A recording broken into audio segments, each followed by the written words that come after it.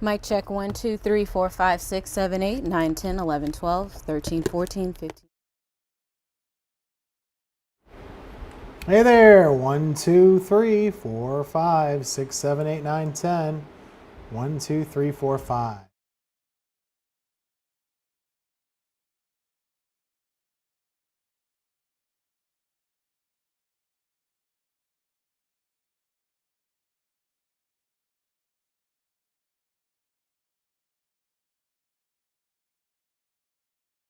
Anchor.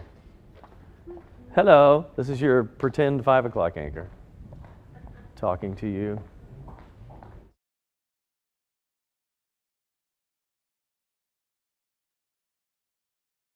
I watched Dua Lipa's Brits and AMA performances again today and her Tiny Desk performance for NPR because I wanted background music while I worked, and she's just fabulous.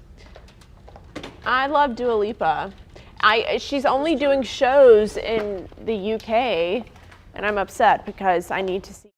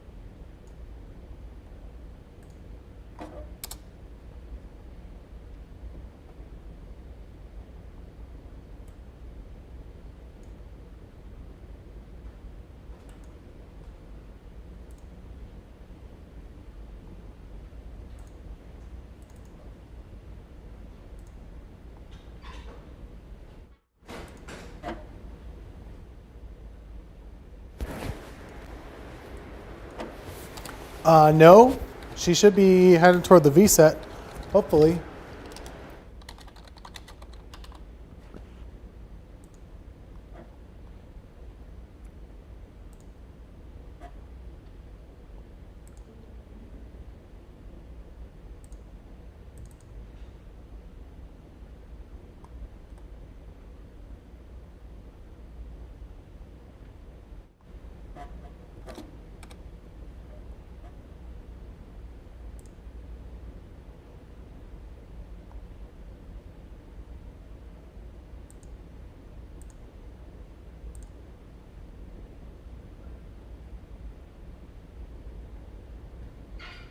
Monique, you in here? Yeah. Yeah, here's one IB. Is it on? Yeah. Try her again, Courtney. Hello, hello. I don't hear anything. I hear you. Hey, why don't you come over here in the studio too and have one of the females check your IB to make sure it's on.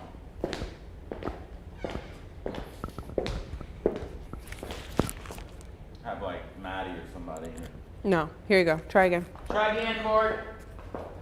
Yeah. Got it?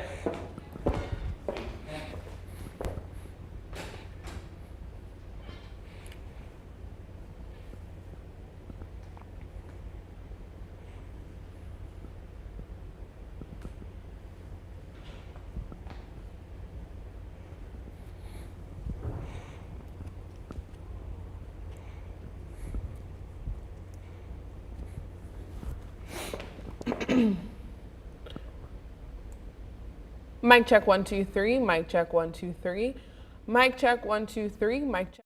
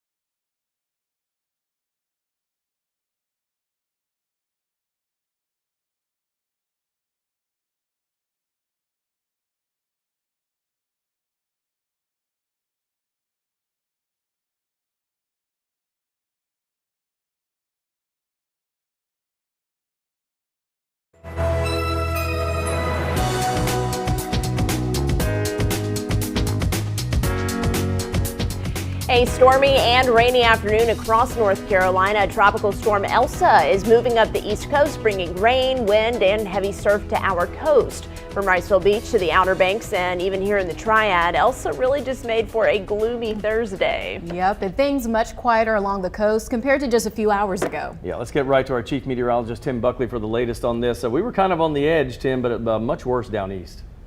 The amazing thing is that the center of the storm is really close to us right now. The storm center is passing through Chatham County, but it's really the weak side for us. We're not seeing very much wind. We didn't see a ton of rain, certainly not much more than we could handle. I want to show you this, though. This has kind of been the name of the game in Burlington. As we see those flags kind of flapping in the breeze, we've got a drizzle going on in much of the Triad right now, and that'll be the way it stays for a little while longer.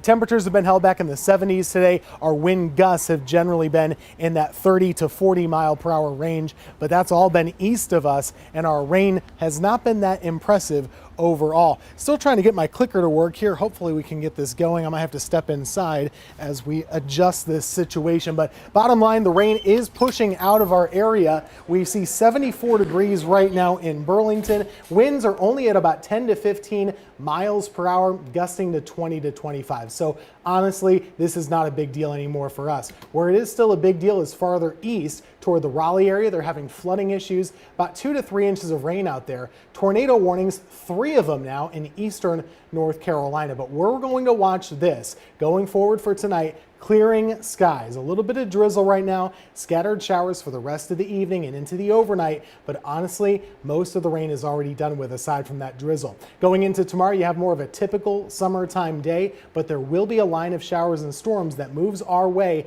for Friday afternoon. We'll be tracking that for you here in the Weather Center. Well, Tim started off that hit with an umbrella, and I highly encourage you kind of keep it around as we go through the rest of the night.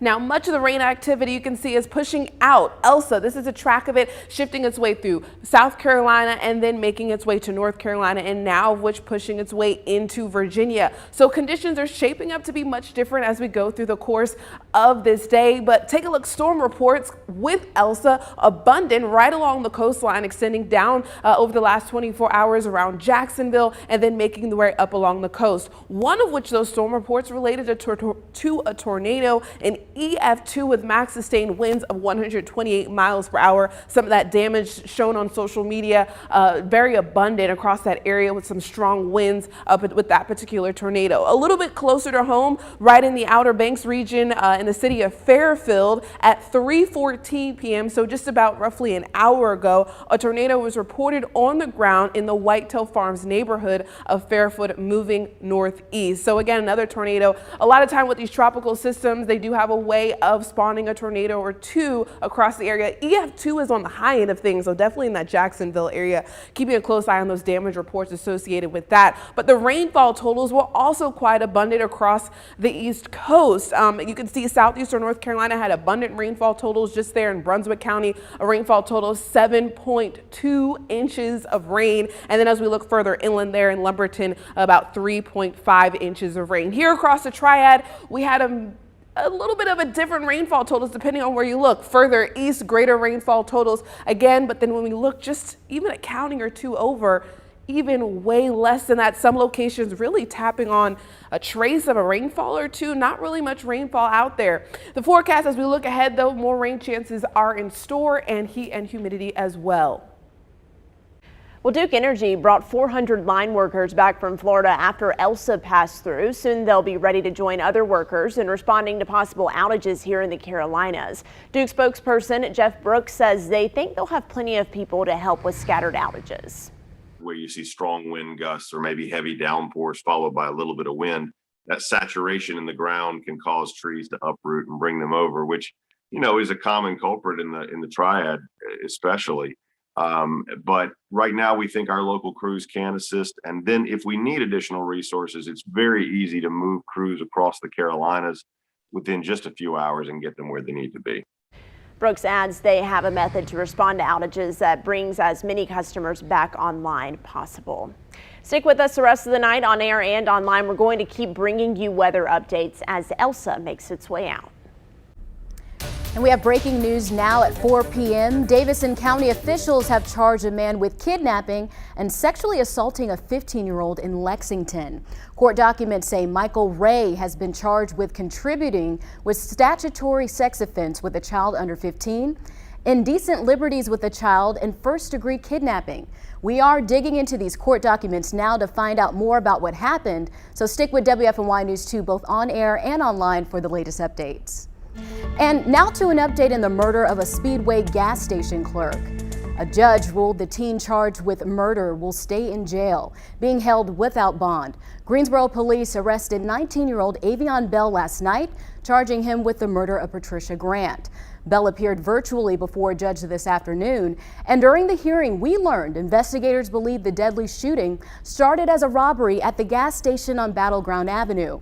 Officials also say Bell had a past criminal history and he was known to police for his involvement in gang activity. Again, he'll be held without bond. Another court date was set for next month. We have more headlines to get to in your 4 to 5 roundup this afternoon, starting with new information in a deadly home explosion in Stokes County. Officials identified the man killed as Bryce Goss. Investigators say chemicals used to make fireworks exploded at the house in King on Tuesday night, killing him. The chemicals are still being analyzed, but officials say they do not believe that they are common household items. A somber moment in Surfside, Florida, as first responders say the rescue efforts at the condo collapse site are now recovery efforts. It has been 2 weeks since half of the building collapsed. Since then, 60 victims have been found. About 80 people are still missing. Community members have started several fundraising efforts to raise money for the victims' families and others who lost their homes.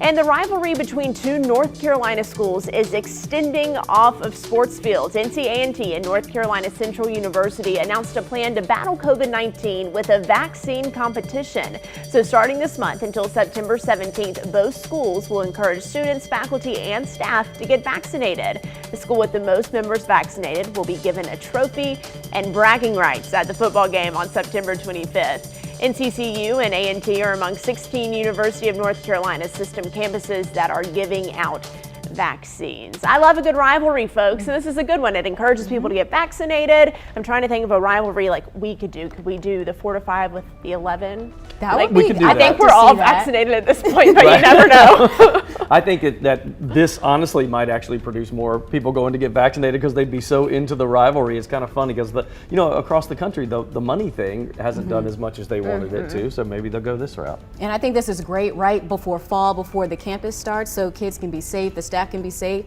leading into the new year. Right. I think that other schools should copy this. Like, can we get a UNC and Duke That's what I'm thing going? thinking. Can we do like state and? Don't. Who? Well, I was just. that's a whole thing that we could get into. I do love the Lauren. wolf pack. I do too. I have no problem. I like this 4 to 5, 11 thing. Yeah, we can should- make it happen. I think we should do that. I don't think it'll really do anything because, like I said, I feel like we're all pretty much vaccinated. good, We're all but- standing next to We all just look at each other. Okay. Chill. all right. We win. All right. Well, make sure you stick with us because still ahead, just 2 weeks to go until opening ceremonies, but don't expect to see fans at the Tokyo Olympics. Why organizers are reversing course and keeping spectators out.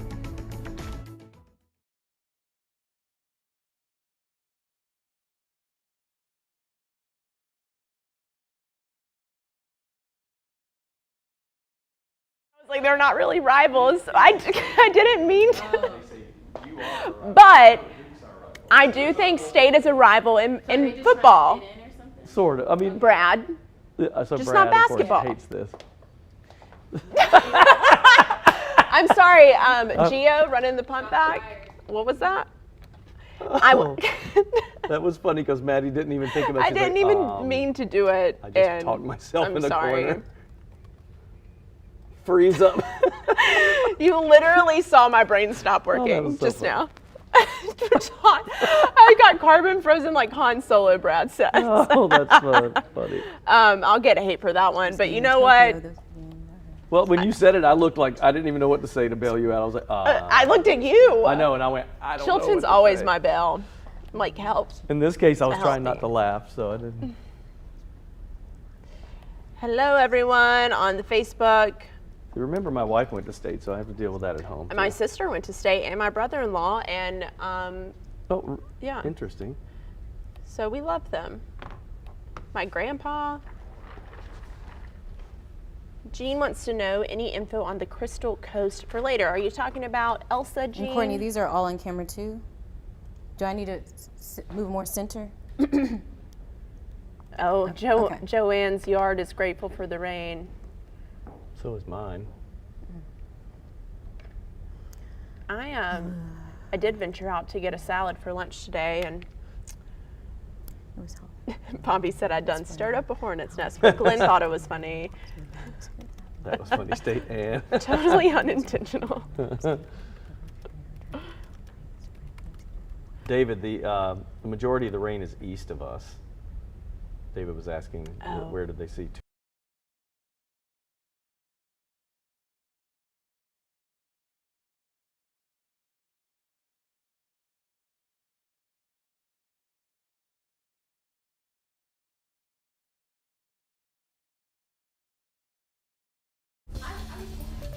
And a big announcement from Olympic organizers today. No fans will be allowed to attend this year's games in Tokyo. Those games are set to begin 2 weeks from tomorrow.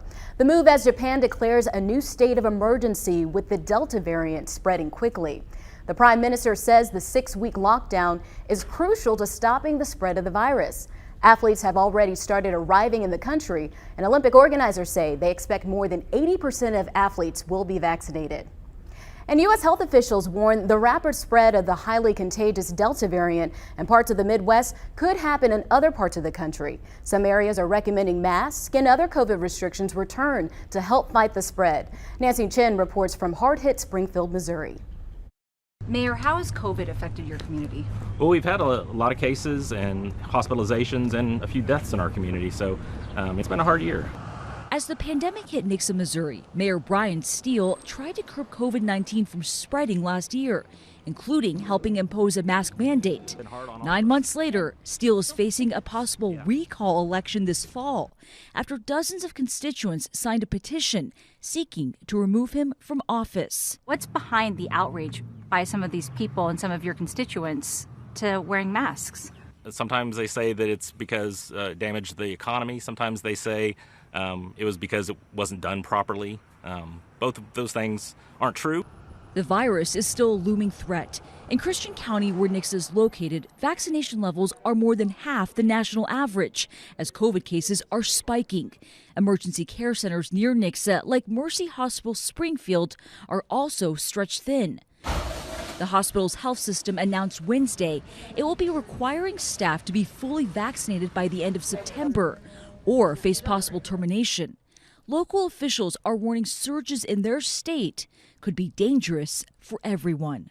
The people that are admitted to our hospital now, 97% of them are not vaccinated. The real concern is that, if we're seeing this high number of Delta variants here in Southwest Missouri, why wouldn't we see it in other parts of the state or in other parts of the nation? According to the Kansas City Star, health officials here in Springfield say the spike in cases started around graduation season and Memorial Day weekend as more people started to gather. Nancy Chen, CBS News, Springfield, Missouri. We are also keeping a close eye on the numbers here in North Carolina. Let's take a look at today's update from the state. You can see labs confirmed 630 new cases of the virus, one of the largest numbers we've seen in recent weeks. That puts the percent of people getting positive test results at 3.4%. Remember, that is still below the state's 5% goal, but it is higher than what we've seen recently. When it comes to vaccinations, in our state, 54% of everyone who is eligible to get a shot, those 12 and older, have had at least one dose. As health leaders monitor the Delta variant, Novant Health's Dr. David Priest says he expects our new cases to rise in the next few weeks. It's probably inevitable we will. I think, the Delta variant's in our communities, and as people get together who are unvaccinated, there's going to be some risk of cases. The good news from our standpoint is that we have the staff and supplies we need because our numbers are low right now, so we should be able to handle that volume. And again, if we want to avoid these situations, the more people that are vaccinated, the better. And that's because data right now shows that all vaccines protect against variants of the virus. Vaccinated people may still test positive, but the cases, we're told, will not be as severe and rarely end in hospitalizations. The 4 to 5 is coming right back. In the meantime, join us on Facebook.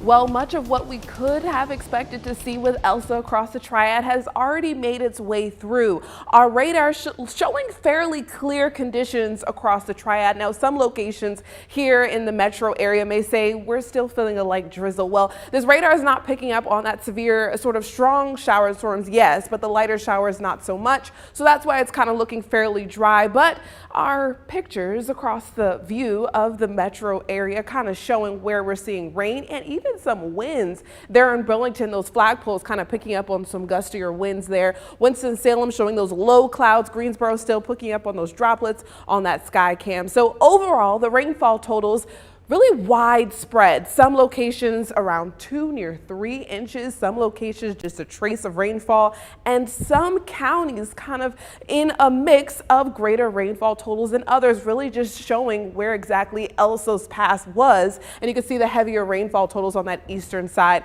kind of shows up there with those rainfall totals. The winds picking up really greater where that center is located. You can kind of see them rotating in that counterclockwise direction. Greater wind speeds kind of in Elsa's wake, and the temperatures even cooler in locations that did see greater shower activity. So you can see Burlington there at 74 as compared to Winston-Salem that's now sitting at 78. So you can see where the shower activity kind of made its way through, left behind rain cooled air. However, when we look towards western locations, they're a little bit warmer. Mount Airy at 81. So here's a look at that futurecast pushing Elsa out of the picture. So won't be much of a story across the triad for your Friday. And then we have a cold front that kind of does move through and then increases the chance of showers and storms for the latter part of the day. The weekend, I wouldn't say necessarily nice, as the low humidity is moving out and greater humidity is in store. That 7-day putting it all into perspective. Heat, humidity, and shower and storm chances are in store for the triad.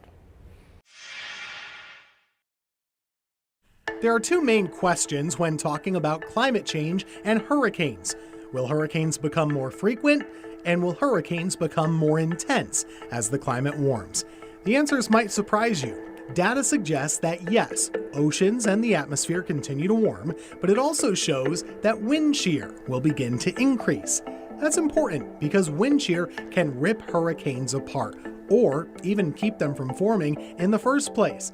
And that suggests that the frequency of weaker hurricanes could drop over time. However, the storms that do form could be stronger thanks to those rising water temperatures. That warm water is the perfect fuel to throttle these storms up. But we should say the study of storms and climate change is complicated because of a lack of historical data. It could likely take decades before we truly know the effects of climate change on hurricanes.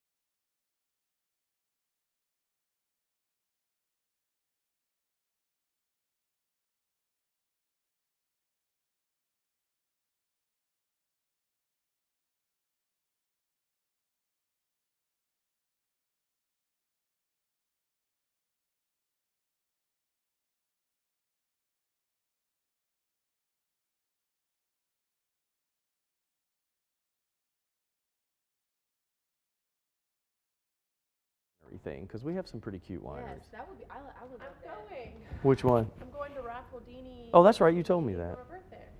We're talking North Carolina wineries, people. Yes. What is your favorite? Tell us on Facebook. Your favorite wine? No, I was asking them to tell us their favorite winery. I don't like sweet wine. I don't either. And not all, but a lot. Most. Not like a Riesling. Not a Riesling. Not a.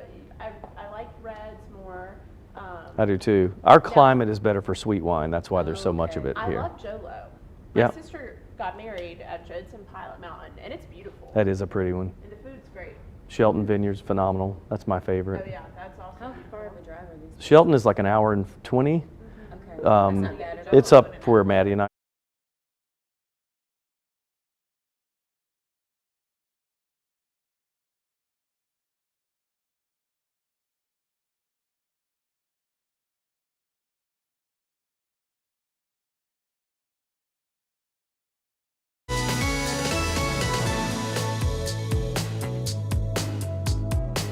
In life, we are guaranteed to face a storm.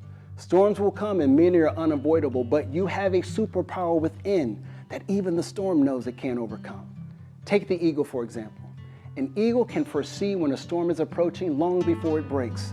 Instead of hiding, the eagle flies to the highest point and waits for the winds to come. When the storm rolls in, the eagle sets its wings in place to be carried by the winds above the storm. This is the approach we must take. When the storms of life come in, use the storm against itself and show that storm who's boss. Everything in you has trained you for moments like this. You don't have to accept the outcome that a storm will bring. You can get in the face of any storm and be the storm against the storm. This is Coach Lamont reminding you to have your best shoe day. I'll see you tomorrow. You know, there is nothing like the sounds of jazz. In fact, it sounded like we were listening to that in U-Day just then, doesn't it? On a summer evening as the sun sets, you know, everything's starting to cool down. I love that. That's exactly what's happening in downtown Winston-Salem tomorrow night. I spoke with Jason Thiel of downtown Winston-Salem to get all the details.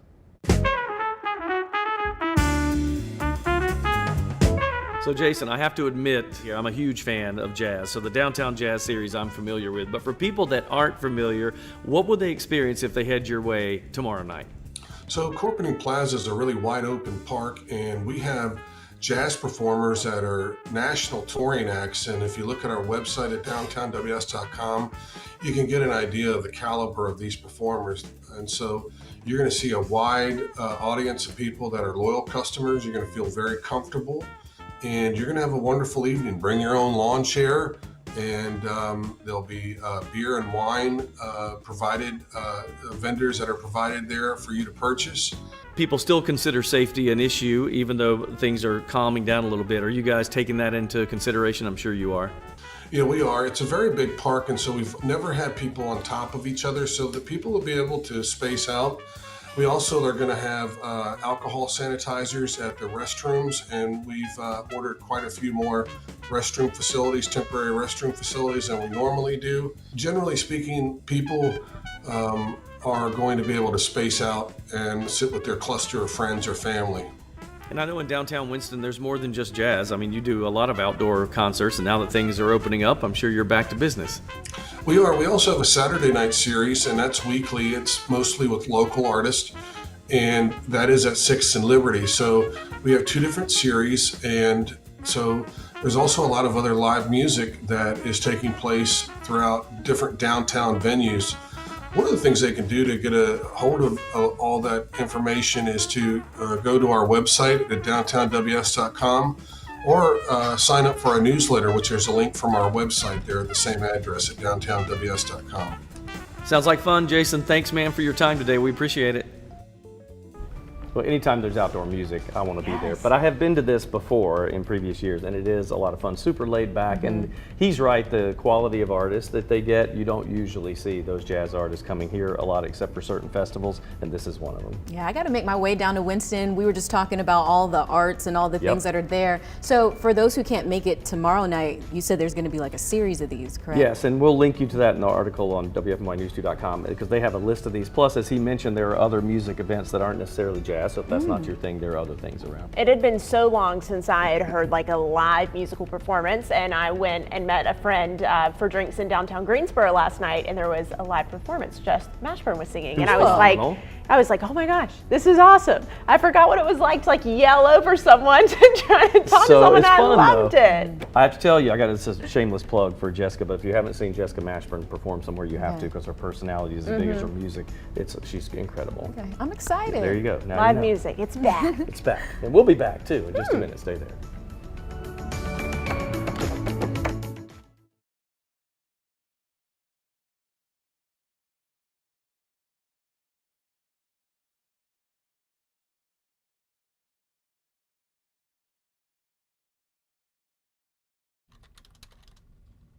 Hey, hello. When I'm slow on the draw and I need something to chaw, I hanker for a hunk of cheese. I need to get my little thing down better.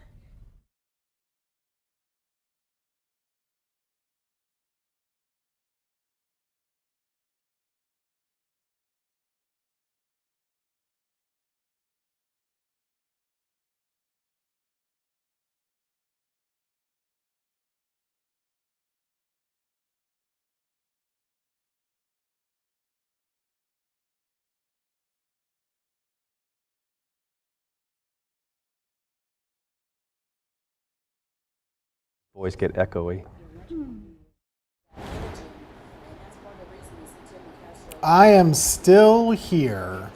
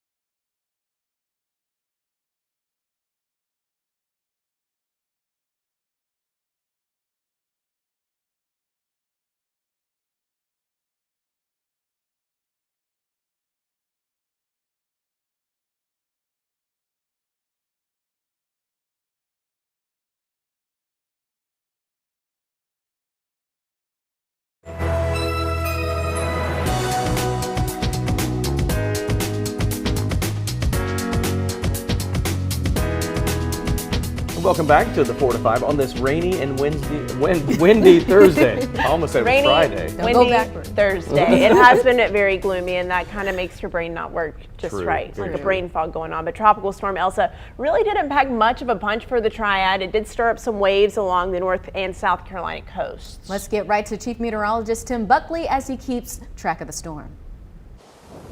Yeah, thanks guys. We have nothing to worry about any longer, really. Haven't seen a lot in the way of wind, which is good. We weren't expecting big problems from Elsa, and true enough, we did not have any of those problems. Rainfall not quite as heavy as we were anticipating. I'll show you where the storm is. That track is so close to us right now. The center of the storm just a couple counties away, moving in closer to Raleigh here. But the way it went is all the heaviest rain was right on the north side and on the east side. We were on the west side, so yes, we got some rounds of that rainfall, but it hasn't added up to as impressively as it has in the eastern part of North Carolina. Right now in Burlington, dealing with some gusty winds and a little bit of light rain and drizzle at the moment, but in High Point, we're starting to see that clearing process. And over the next few hours, we will start to see that sky brighten up a little bit and maybe even finish off the day with a little sunshine. Winds are sustained at about 15 miles per hour, occasionally gusting between 20 and 30 miles per hour. So not a big problem. It's just breezy this afternoon. And you can see the swirling motion.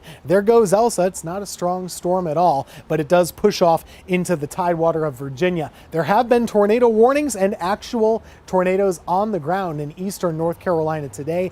That is a threat they continue to watch. For us, we clear out tonight, start out the day hot and humid tomorrow. Watching tomorrow afternoon, you see this? Scattered thunderstorms look pretty likely, especially between 2 p.m. and around 6 p.m. So that'll be for tomorrow afternoon. This is your Friday forecast. A couple of those storms could be strong out there for your Friday. We'll have more on Elsa coming up. In fact, let's take a look at the history behind the storm. Well, Elsa emerged off the west coast of Africa kind of early for it to do that in the month of June. That's when the late part of June when Elsa first emerged. But then it continued to track across the Caribbean Sea and then getting named that tropical storm in early July, continuing to make its way across the Caribbean Sea, upgrading to a hurricane, just a Category 1, but still inundating portions of Caribbean islands with heavy rainfall, tracking its way up near the Florida Peninsula, again reaching status as a hurricane once again around July 7th there. Then crossing that Big Bend area, and then now here close at least to home in the Triad area July 8th. So continuously watching Elsa, even though it is pushing out, still bringing some damage to some neighboring communities, at least on eastern North Carolina. So now the latest update as of 2 p.m. we'll be getting a new one at 5. Still a tropical storm with wind speeds of 45 miles per hour, traveling in that northeast direction at 20 miles per hour. Going to be taking that extra tropical transition, but as Tim said, those outer bands, when they've been pushing into Virginia, kind of been spawning some tornado warnings in southern portions of Virginia. So keeping a close eye on it. But at least here in the Triad, this storm system pushing its way out. And then we're going to start to look at another area of lines of showers and storms. The foothills starting to pick up on some shower and storm activity out towards our west. But overall for tonight, in terms of us here in the Triad related to Elsa, things are almost done. Well, wind has really been the biggest impact we've seen, especially at the coast. Take a look at this video out of Myrtle Beach. Red flag warnings of the strong surf were seen whipping in the high winds. You can hear it even in that sound right there. Even as Elsa moved by, some people did venture out onto the beach. Parts of Florida saw the worst of this storm as it made landfall on Wednesday. Take a look at this video. This is out of Jacksonville during one of the tornado warnings. Goodness. Fences were blown down and debris ripped through the streets. Crews believe this was an EF1 tornado that briefly touched down in Florida yesterday. Let's get to your 4 to 5 roundup. A former North Carolina state trooper is accused of selling guns to someone he allegedly knew was a convicted felon. The investigation started this year after police received a tip about Trooper Timothy Norman of Brown Summit. During the investigation, officials say they believe Norman sold guns to a friend who had a previous felony assault charge and was under investigation for drug trafficking. Norman was charged with unlawful transfer of a firearm and could face 10 years in prison if convicted. Norman resigned the day he was arrested. And a somber moment in the COVID-19 pandemic. Today, global deaths from the virus passed 4 million. That's 3 times the amount of people killed in traffic crashes worldwide every year. It's equal to about the population of Los Angeles. And with just about 2 weeks until the Tokyo Olympics, tennis player Naomi Osaka is opening up about her mental health. She's featured on the Time magazine's cover with the headlines, "It's okay not to be okay." It's her first big statement since withdrawing from the French Open to focus on her mental health. She detailed her decision to drop out of the French Open due to a required media conference. And she also said in the past week she has recharged and is ready to compete in the Olympics. Well, get ready to SPELL spell tonight's The Scripps National Spelling Bee. It is back. $50,000 of cash and prizes are up for grabs as 11 spellers compete for the top prize. So this year, the bee is happening at the ESPN campus in Florida with mask wearing and social distancing rules in force. A Charlotte 8th grader is one of the finalists, so we want to say good luck tonight to Union County middle schooler Sharifin Gajula.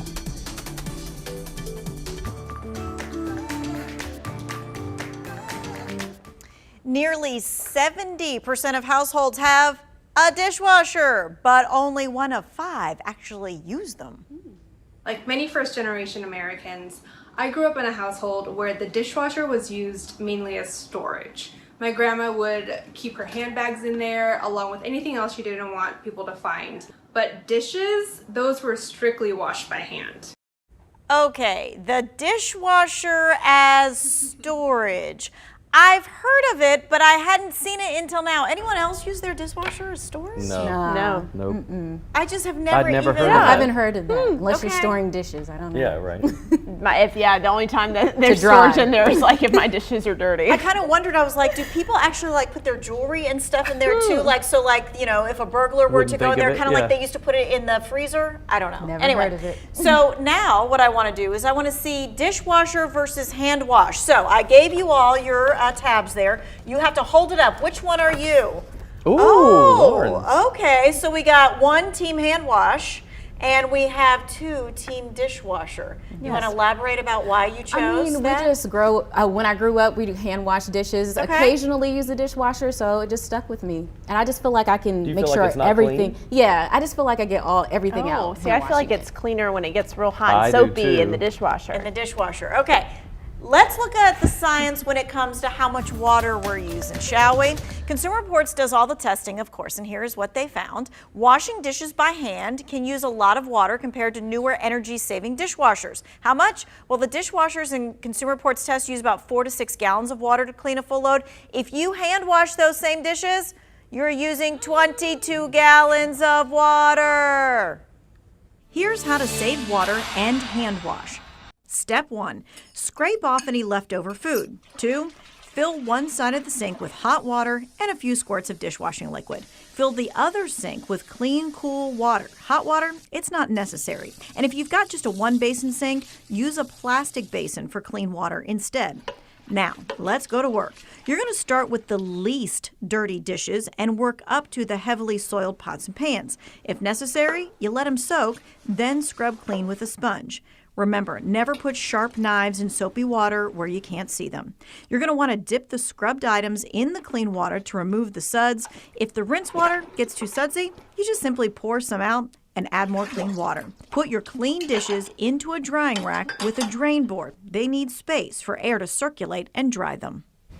All right, now, if you use a sponge at home, which we all have a sponge at home, because you got to wash like the mug or whatever, right? They say that you need to put that sponge in the microwave with a little bit of like some kind of like dishwashing fluid or something like that, and microwave it for like 30 seconds to zap out all the bad stuff. Wow. And you should be changing your sponge out every 2 weeks. Okay, do I need to put it in the information. microwave every time I use it? No, but they said like once, you Once in a know, while. once Every every once in a couple blue of moon. days you need to do that. good to But know. I buy the big pack from Costco of sponges, and I just, as soon as one starts even looking like a little, Oh yeah, Yes, for sure. I'm the same and that's way. probably 2 or 3 weeks that it starts Gosh, looking I don't not think so we good. do 2 weeks. I'll bet you it's once a month that we'll switch it out. However, I'll say this: the worst is getting eggs off of something with a sponge. yeah. I'll toss the sponge Yeah, because out. I just don't like looking at the aftermath. Well, You can join in on the conversation. Please do. Feel free on our Facebook page. All right.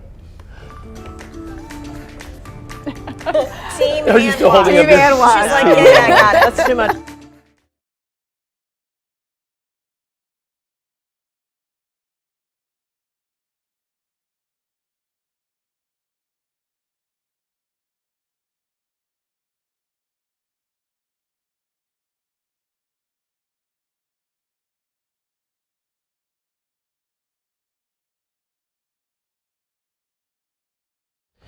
I'll talk to you. I'll talk to you. Yeah, I'm all about the dishwasher. And Chilton and I were talking about, like, we don't buy things that we can't put in the dishwasher. Yes. But I also use a lot of paper plates and things like that. See, so I I don't have would. dishes. Yes. Um, I would do that. My wife is a stickler saying the kids, you know, with a Mhm. family, she goes, I want there to be dishes like old school. I want them to get that old Yeah. Mhm. experience. But but she will buy water bottles and things that you have to hand wash. Oh, yeah, And yeah. I hate that because I hate hand washing. Yeah, well, I have a picture of me washing dishes with my granny, and I think that's the only time I ever washed a dish. Really? I remember I couldn't When I wait was to little. wash the dishes as a chore because I'm like, oh, I'm getting older now. And then when it was consistent, I hated it. Yes. Oh, yeah, yeah. I When you hated have it. to do I it, would- when you get to do it, that's like, but y'all remember when I burnt the salmon? Oh, yeah, I remember that. That was like my first week here. I burned it so bad, and the sauce was like glued onto the pan. It was nasty. And I the threw break that room pan smelled away. It was not here. It was at home. They say Oh, I you thought you shouldn't did it bring here. fish to work to Oh, heat up. yeah. Because I did that before, and a manager literally emailed me and was like, Really? Lauren, please do not bring Somebody fish burnt. tomorrow. It doesn't bother me. It doesn't bother me.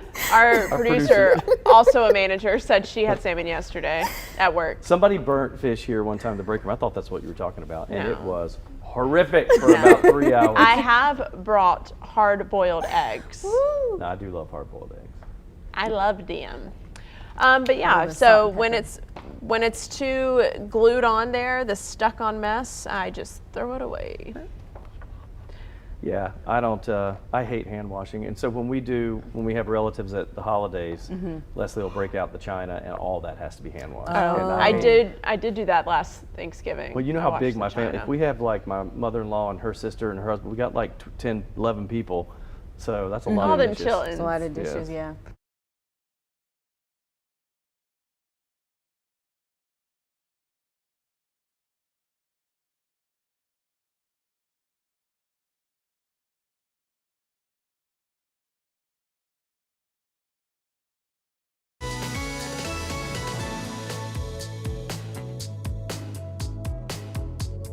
You know, a lot of us love to take historical tours and learn about an area or a city, but there's one Triad company who offers these tours, but with a unique twist, like a hot dog tasting tour. Yes, it is true. I spoke with Alexa Zamora of Triad Trolleys to hear this story.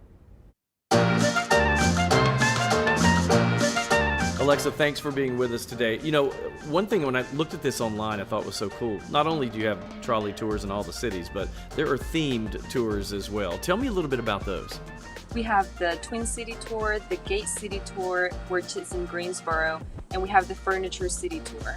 Aside from that, we also have comedy tours, we have winery tours, we have a bunch of different tours, and we also cater to our customers, so we do a little bit of everything.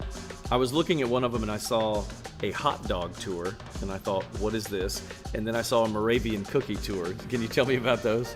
Yes, oh my gosh. So those are probably some of our favorite tours. The hot dog tours, we have one of our drivers that loves hot dogs and he knows all the best spots around town. So we take people to different hot dog places to do the tastings. And of course, we love Moravian cookies. So that tour, we actually take people to about 4 different bake shops and we give them a little tasting. They get a little discount. You know, my question too is how did all this get started? Because I mean, trolley tours have been around, but you guys are kind of carving out your own niche with these unique tours. How did this all get started?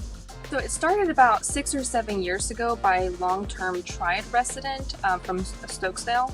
We all have the Triad enthusiasm, the Triad passion, and the Triad inclusion within all of our tours and all of our activities. And so we actually started with weddings. We wanted to kind of cater to that little niche group, and we realized that people wanted to know more about our cities, more about the local people and history. So we started incorporating ticketed tours, and it's done amazing. Locals and visitors love our tours.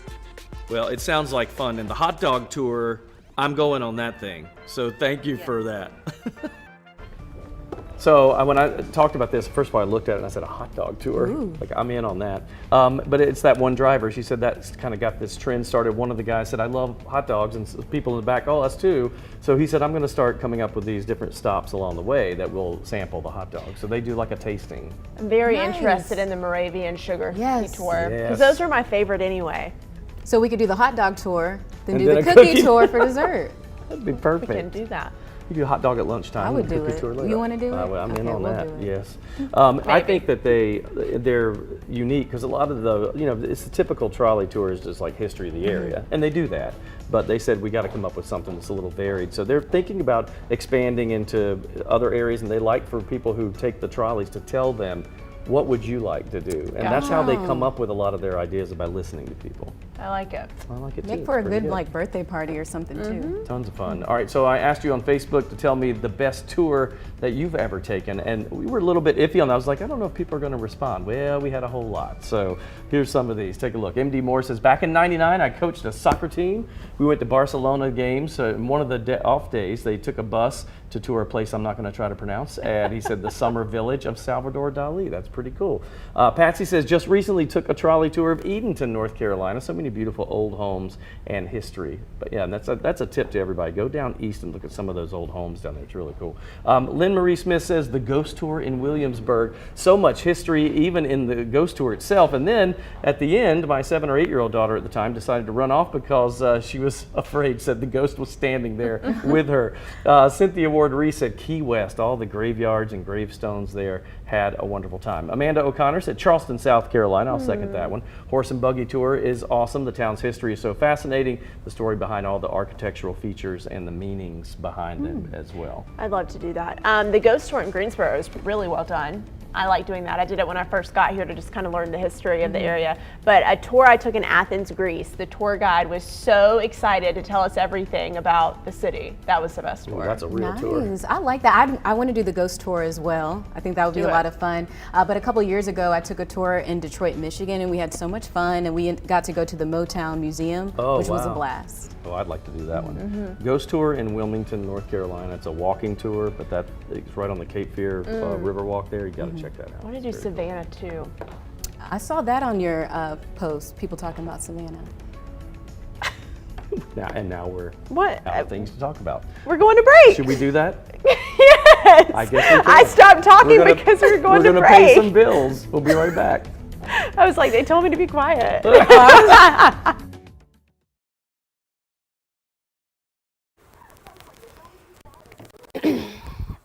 Hey, can you hear me? Hi, can you hear me? I'm walking closer, so maybe I'm fine.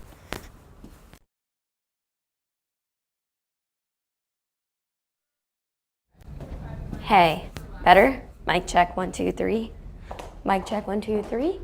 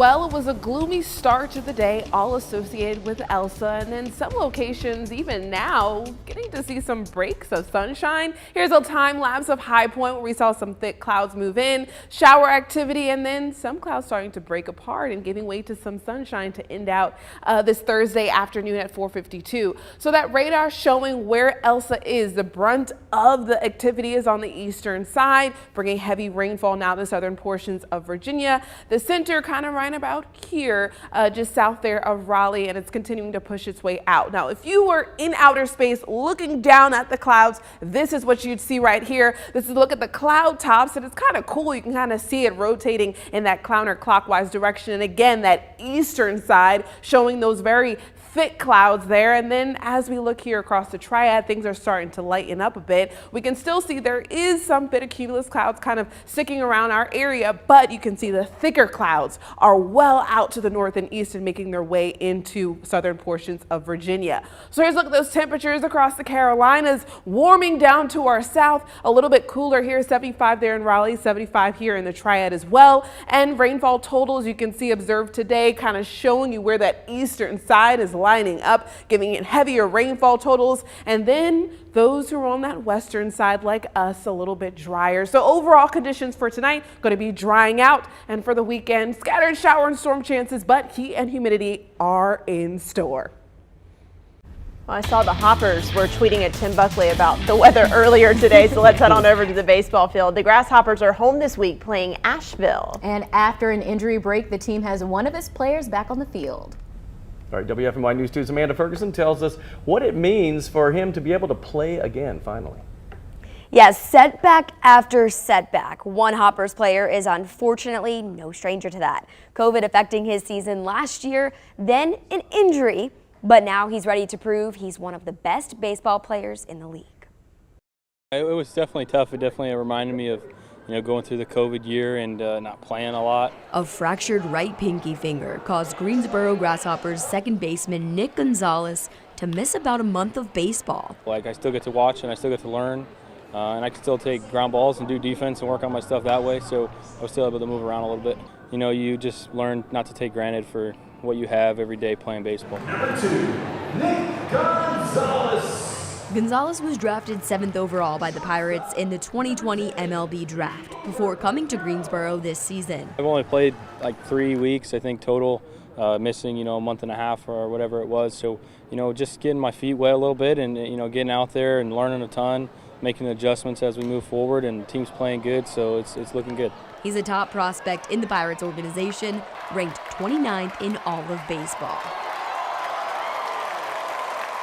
2 years ago, if you would have told me I'd be here and first round pick and everything like that, I would have laughed. So I kind of just, take that into consideration every day when I'm out here working hard. I try to make it, just another day at the ballpark playing, the game I love. Gonzalez is back in the lineup for the Hoppers, hoping to get to the highest level. Everybody wants to play in the big leagues, and that's been a goal of mine for my whole life. So I think that's where I want to be. The Hoppers continue the series against Asheville tonight. The first pitch is set for 6:30. The Hoppers lead the series 2-0.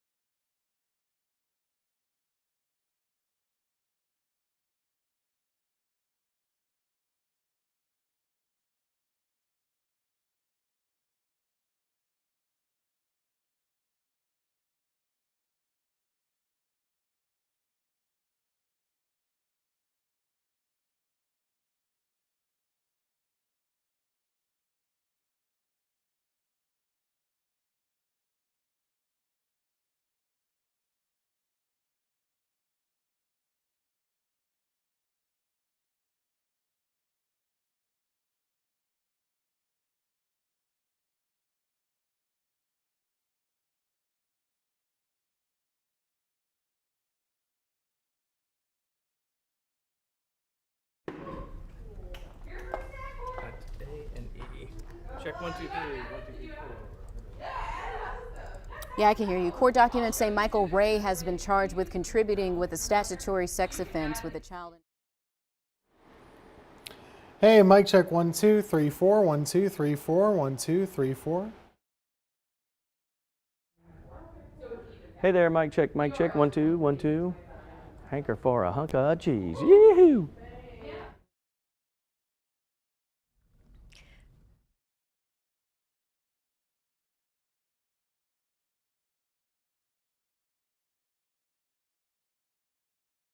One, two, three. Mic check 1, 2, 3. I'm using tag board. Exciting, because I've never done that. We're gonna see how this goes.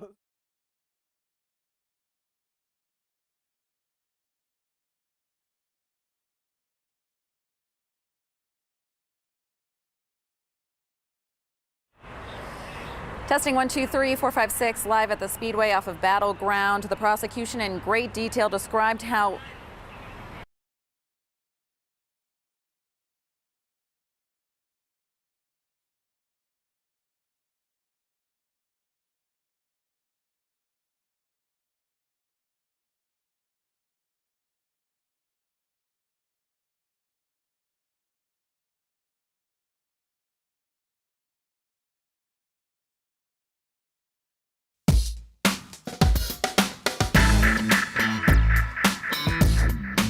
It's time for my 2 cents. Traffic. No one likes it, but we know it's something we can expect at some point when we hit the roadway.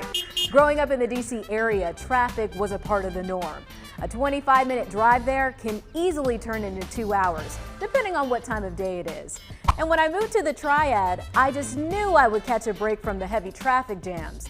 But to my surprise, there's a whole lot of it here as well. Wendover Avenue in Greensboro, it's no joke. Don't ever underestimate the traffic there. With so many traffic lights, I find myself coming to a stop every 20 seconds. But I've also discovered, no matter where you are, what state you're in, drivers do the same annoying things in traffic. One of my pet peeves is when someone goes out of their way to cut me off in traffic just to go 25 miles below the speed limit. Oh, and here's another one. Not using turn signals when changing lanes. This is just a setup for disaster, especially if there's any kind of precipitation going on. And the thing that probably annoys me the most, people doing things while they drive, whether it be texting or searching for loose items in their bag. Distracted driving really can put other drivers in harm's way. Though many of us aren't a fan of the occasional traffic jam, it's imperative that we remain patient and keep a cool head. Let's make sure we all get to our destination safely. That's my 2 cents. That's your 4 to 5. WFMY News 2 at 5 starts now.